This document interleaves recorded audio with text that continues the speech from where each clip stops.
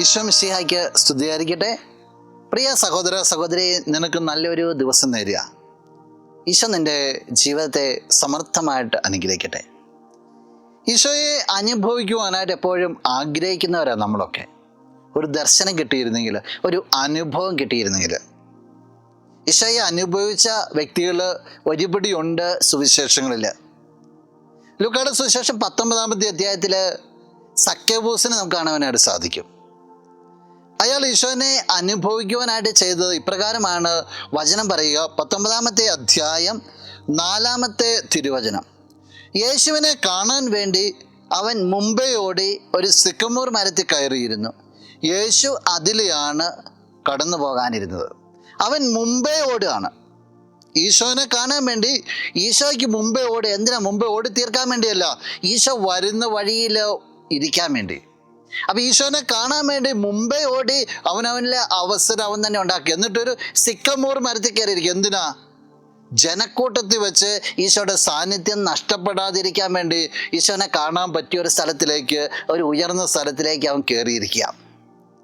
വെറുതെ ഒരു വഴിയിലല്ല അവൻ കയറിയിരുന്നത്. വചനം പറയുകയാണ്, ഈശോ ആ വഴിയാണ് കടന്നു പോകാനായിട്ടിരുന്നത്.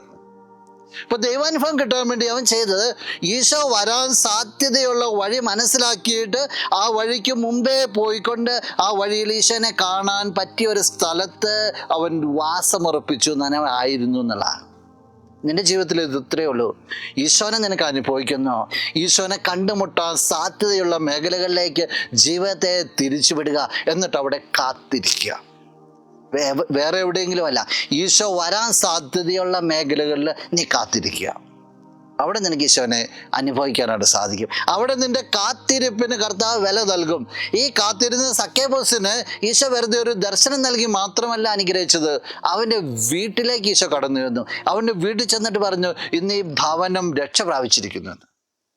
ജീവിതത്തിൽ നിനക്കത് അനുഭവിക്കാനായിട്ട് സാധിക്കട്ടെ. നമുക്ക് പ്രാർത്ഥിക്കാം. കണ്ണുകൾ അടച്ച് കരങ്ങൾ കൂപ്പാം. നല്ലവനായ കർത്താവേ, നിന്നെ ഞങ്ങൾ സ്തുതിക്കുന്നു, ആരാധിക്കുന്നു, മഹത്വപ്പെടുത്തുന്നു. ഈശോയെ, നിന്റെ ദർശനം നൽകി ഈ മകളെ അനുഗ്രഹിക്കണമെന്ന് പ്രാർത്ഥിക്കുകയാണ്. നിന്നെ അനുഭവിക്കുവാനായിട്ട് നീ വരുന്ന വഴികളിൽ, നിന്നെ കണ്ടുമുട്ടാൻ സാധ്യതയുള്ള മേഖലകളിൽ തീഷ്ണതയോടുകൂടി ആയിരിക്കുവാനായിട്ട് ഈ വ്യക്തിയെ നീ അനുഗ്രഹിക്കണമേ.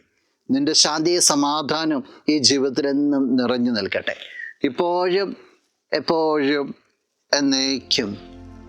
ആമേൻ.